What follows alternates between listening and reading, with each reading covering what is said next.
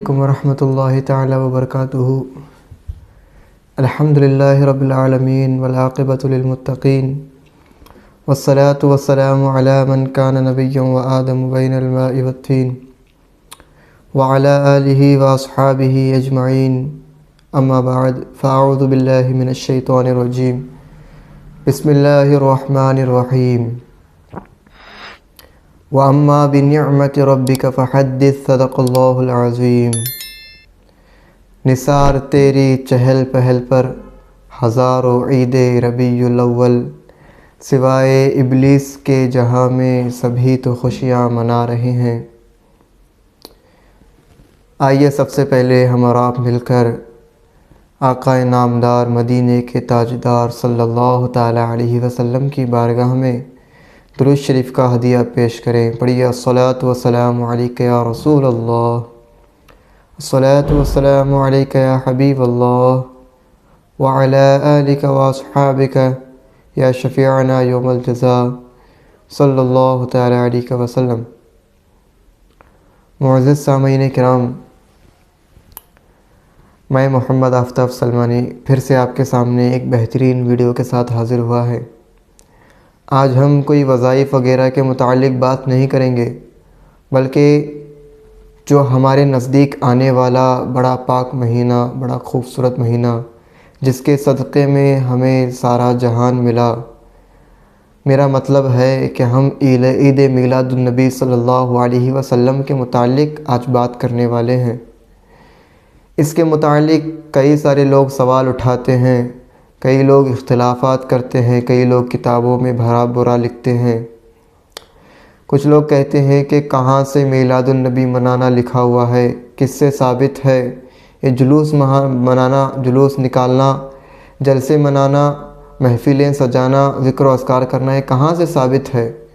یہ تمام چیزیں لوگوں میں اختلافات پیدا کرنے والے کچھ ناپاک لوگ ہیں جو اپنی کتابوں میں اس طرح کا لکھتے ہیں۔ تو آج میں آپ کے سامنے یہی بات پیش کرنے کے لیے آیا ہوں کہ میلاد رسول منانا کہاں سے ثابت ہے۔ قرآن و حدیث کی روشنی میں آپ کو سمجھاؤں گا، قرآن کا حوالہ بھی دوں گا، اللہ تبارک و تعالیٰ نے کس طرح اپنے حبیب پاک صلی اللہ علیہ وسلم کا میلاد منایا۔ اللہ تبارک و تعالیٰ ایک جگہ قرآن کریم میں ارشاد فرماتا ہے، قُلْ بِفَضْلِ اللَّهِ وَبِرَحْمَتِهِ فَبِذَلِكَ فَلْيَفْرَحُوا، جس کا سیدھا سادہ ترجمہ یہ ہے، اے محبوب آپ فرما دو کہ جب بھی اللہ کا فضل اور رحمت لوگوں کو ملے تو انہیں چاہیے کہ وہ خوشی منائیں۔ فَلْيَفْرَحُوا، فَلْيَفْرَحُوا یہ امر ہے، یعنی حکم ہے۔ اللہ تبارک و تعالی ہمیں حکم فرما رہا ہے کہ جب بھی تمہیں اللہ کا فضل اور اس کی رحمت نصیب ہو تو تمہیں چاہیے کہ تم خوشیاں مناؤ، چرچے کرو۔ تو یہ اللہ کا حکم ہے۔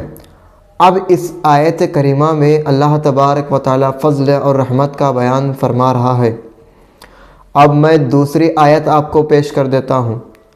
اللہ تبارک و تعالی دوسری جگہ ارشاد فرماتا ہے، فَلَوْلَا فَضْلُ اللَّهِ عَلَيْكُمْ وَرَحْمَتُهُ لَكُنْتُمْ مِنَ الْخَاسِرِينَ، اگر اللہ کا فضل اور اس کی رحمت نہ ہوتی تو لوگ گھاٹے میں ہوتے۔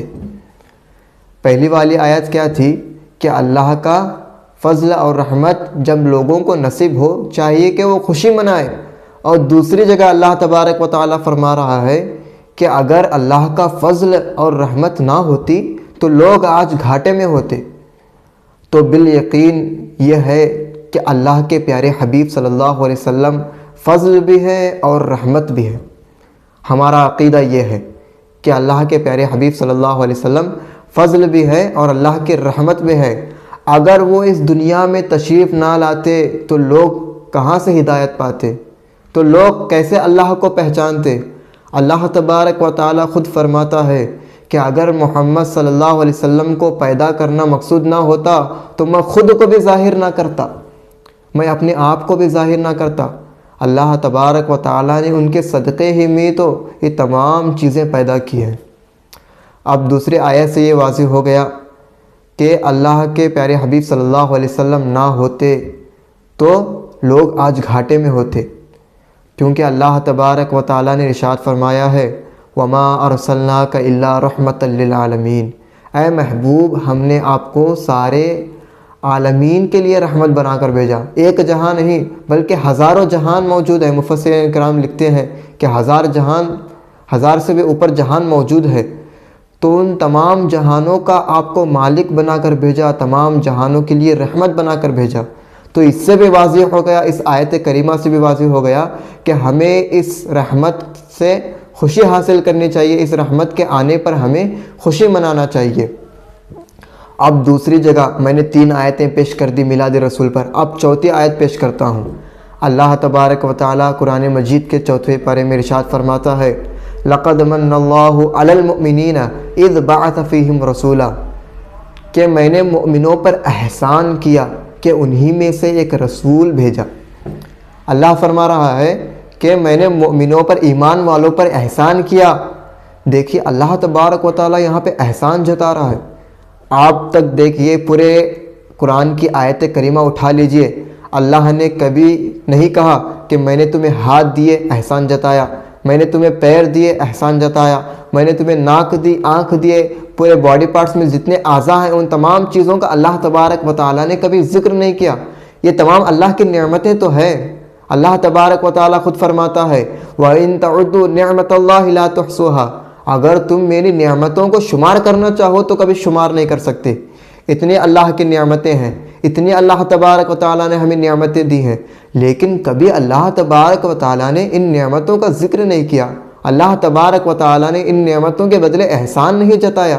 لیکن یہ سوچنے کی بات ہے کہ جب اس کے حبیب کی باری آئی، جب رسول کی باری آئی، تو اللہ تبارک و تعالیٰ فرما رہا ہے لَقَدْ مَنَّ اللَّهُ عَلَى الْمُؤْمِنِينَ إِذْ بَعَثَ فِيهِمْ رَسُولًا، کہ میں نے مومنوں پر احسان کیا کہ انہی ہی میں سے ایک رسول بھیجا۔ کیونکہ جس کو جو چیز بڑی محبت ہوتی ہے، جس چیز سے بڑی محبت ہوتی ہے، وہ ہمارے درمیان بھیج رہا ہے، وہ ہمارے درمیان بھیج رہا ہے۔ اب میں مثال کے طور پر آپ کو سمجھاتا ہوں کہ آپ کے پاس ایک کار ہے جو بڑی محنت سے آپ نے کما کر لی ہے، آپ اس کار سے بڑی محبت کرتے ہیں۔ اگر آپ کا کوئی دوست یا کوئی ریلیشن شپ میں کوئی آدمی آ کر آپ کو پوچھے گا کہ بھائی تھوڑی دیر کے لیے مجھے کار دے دے، میرا کام ہے میں باہر جا کے آتا ہوں، تو آپ اس سے کہو گے بھائی لے تو جا رہا ہے لیکن دھیان سے لے کے جانا، کہیں ٹھوکنا مت، کسی کو ڈال مت دینا، کہیں ٹھوکنا مت، یہ تمام کنڈیشن رکھ کے آپ اس کو کار دو گے۔ اب وہ جب ہاں کہے گا میں آرام سے چلاؤں گا، میں دھیرے چلاؤں گا، یہ تمام چیزیں وہ پرمیشن لے لے گا آپ سے، وہ تمام کنڈیشن مانے گا، اس کے بعد آپ اس کو پرمیشن دو گے۔ تو آپ ایک کار سے اتنی محبت کرتے ہو تو سوچو وہ تو دونوں عالم کے سردار ہیں، ان کے ہاتھ میں تو دونوں کائنات کی کنجی دی گئی ہے، اللہ تبارک و تعالیٰ بے حد ان سے محبت فرمانے والا ہے۔ تو ویسی چیز کو ہمارے درمیان وہ دے رہا ہے، ہمارے درمیان وہ بھیج رہا ہے، ہم جیسے گناہ گاروں کے درمیان وہ اپنی رحمت بھیج رہا ہے، تو کیوں نہ ہم خوشی منائیں، کیوں نہ ہم میلاد رسول منائیں، کیوں نہ ہم میلاد رسول منائیں۔ یہ لوگ کہتے ہیں جلسہ لکھانا کہاں لکھا ہے، محفل منانا کہاں پہ لکھا ہوا ہے؟ تو یہ تو قرآن کریم سے ثابت ہے کہ اللہ فرما رہا ہے تم جب اللہ تبارک و تعالیٰ کا تمہیں فضل اور رحمت نصیب ہو تو تم خوشیاں مناؤ۔ ہم اس آیت کریمہ پہ یقین کرتے ہیں کیونکہ اللہ تبارک و تعالیٰ نے فرمایا ہے ذالک الکتاب لا ریب فیہ، اس کتاب میں کوئی شک نہیں، یعنی قرآن مجید میں کوئی شک نہیں ہے۔ اگر کوئی انسان قرآن مجید پر شک کرے گا تو گمراہ و کافر ہو جائے گا۔ یہ تو قرآن کی آیت کریمہ ہے، قل بفضل اللہ وبرحمتہ فبذلک فلیفرحوا، اگر تمہیں اللہ کا فضل اور رحمت ملے تو تمہیں چاہیے کہ تم خوشیاں مناؤ۔ ہم اس آیت پر یقین رکھتے ہوئے اپنے حبیب صلی اللہ علیہ وسلم کو فضل بھی سمجھتے ہیں اور اللہ کی رحمت بھی سمجھتے ہیں، اسی لیے ہم آقا صلی اللہ علیہ وسلم کا تذکرہ میلاد النبی میں کرتے ہیں۔ اب یہ تو ہو گیا قرآن کا حوالہ، اب میں آپ کو حدیث کے متعلق سمجھاتا ہوں، حدیث کا حوالہ دیتا ہوں۔ تو ایک مرتبہ آقا صلی اللہ علیہ وسلم منبر پر حاضر ہوئے، تشریف لے گئے، صحابہ کرام کا مجمع تھا، تو آقا صلی اللہ علیہ وسلم نے اپنے فضائل بیان کیے، اپنے میلاد کے متعلق، اپنے پیدا ہونے کے متعلق تمام فضائل بیان کیے۔ تو بہت سارے محدثین نے بڑی بڑی کتابیں لکھی ہیں، لیکن یہ ایک حدیث مجھ کو ملی ہے کہ آقا صلی اللہ علیہ وسلم نے خود اپنے فضائل بیان کیے اپنی ولادت کے متعلق۔ تو یہ لوگ جو کہتے ہیں کہ میلاد مصطفیٰ پر تم ان کی سیرت بتاتے ہو، ان کے فضائل بیان کرتے ہو، کہاں سے لکھا ہوا ہے؟ یہ تو ہمارے حبیب پاک صلی اللہ علیہ وسلم سے ثابت ہے، یہ تو ہمارے آقا صلی اللہ علیہ وسلم نے منایا تھا، آقا صلی اللہ علیہ وسلم نے اپنی خود سیرت اپنی بتائی تھی، اسی لیے ہم مناتے ہیں، یہ حدیث پاک ہے۔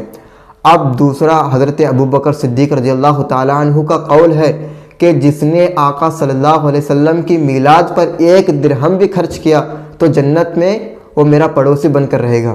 اب اس سے بھی سوچئے، جو آقا صلی اللہ علیہ وسلم کی میلاد پر خرچہ کرتے ہیں تو وہ حضرت ابوبکر صدیق رضی اللہ تعالیٰ عنہ کے پڑوسی رہیں گے۔ تو اس سے ان تمام ان اقوال سے، اس حدیث سے، ان قرآنی حوالات سے ہمیں معلوم ہوا کہ میلاد رسول منانا یہ اللہ تبارک و تعالیٰ کی سنت ہے، سنت الہی۔ اللہ تبارک و تعالیٰ نے قرآن مجید میں اسے کھلا واضح فرما دیا ہے۔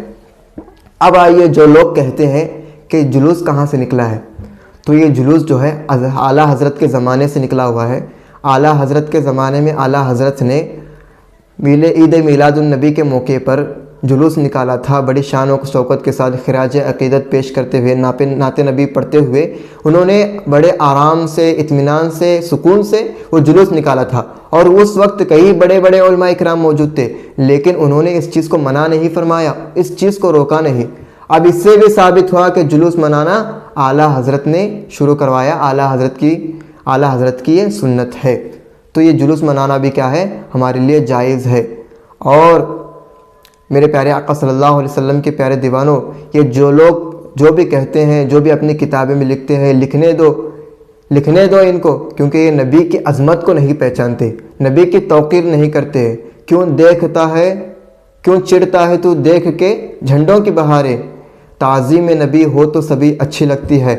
ہم تو اعلیٰ حضرت کے ماننے والے ہیں، ہم تو غوث اعظم کے ماننے والے ہیں، ہمیں تو اعلیٰ حضرت نے یہ عقیدہ دیا ہے، خاک ہو جائیں عدو جل کر مگر ہم تو رضا، خاک ہو جائیں عدو جل کر مگر ہم تو رضا، دم میں جب تک دم ہے ذکر ان کا سناتے جائیں گے، ڈال دی قلب میں عظمت مصطفیٰ سیدی اعلیٰ حضرت پہ لاکھوں سلام۔ میرے پیارے آقا صلی اللہ علیہ وسلم کے پیارے دیوانوں، آج میں یہی بتانے کے لیے حاضر ہوا تھا کہ میلاد رسول کہاں سے ثابت ہے، تو تمام میں نے قرآن اور حدیث کے مطابق آپ کو سمجھا دیا ہے۔ مجھے امید ہے کہ آپ تمام لوگ سمجھ گئے ہوں گے۔ میرے لیے بھی دعا کریں، اللہ تبارک و تعالیٰ کی بارگاہ میں دعا ہے کہ اللہ تبارک و تعالیٰ ہمیں حق کہنے اور حق سننے اور حق سمجھنے کی توفیق عطا فرمائے، اور حق کے راستے پر چلنے کی توفیق عطا فرمائے، اور 5 وقتہ نماز کی خشوع و خضوع کے ساتھ پابندی کرنے کی توفیق عطا فرمائے، اور آنے والا میلاد بڑے اطمینان اور سکون کے ساتھ ہمیں منانے کی توفیق عطا فرمائے۔ جو لوگ نئے آئے ہیں وہ سبسکرائب کریں، لائک کریں، شیئر کریں۔ السلام علیکم ورحمۃ اللہ تعالیٰ وبرکاتہ۔